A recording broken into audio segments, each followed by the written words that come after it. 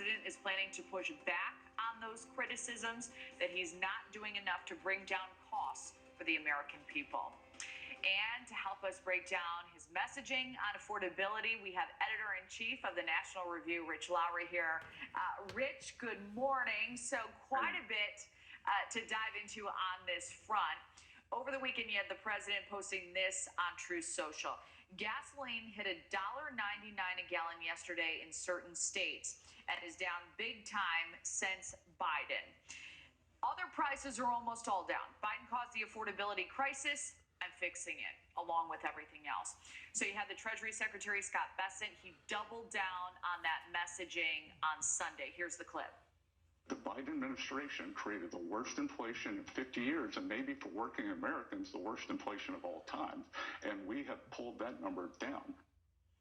At the same time, though, you have polling, the most recent from the CBS YouGov poll, finding just 36% approve of the president's handling of the economy. That's down from 51% in early March.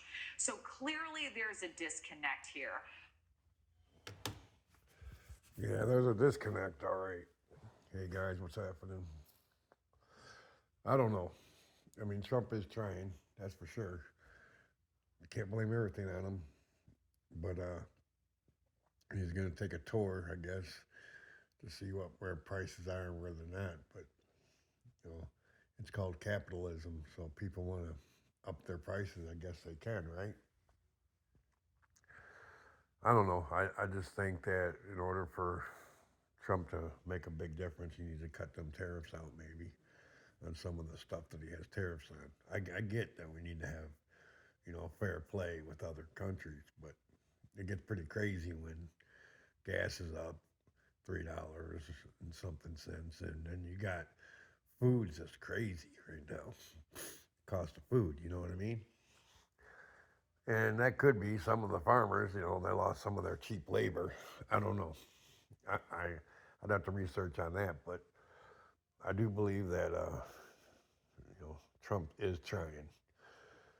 But he needs to stop saying that everything's down, because it's not. And that's the way I feel about that.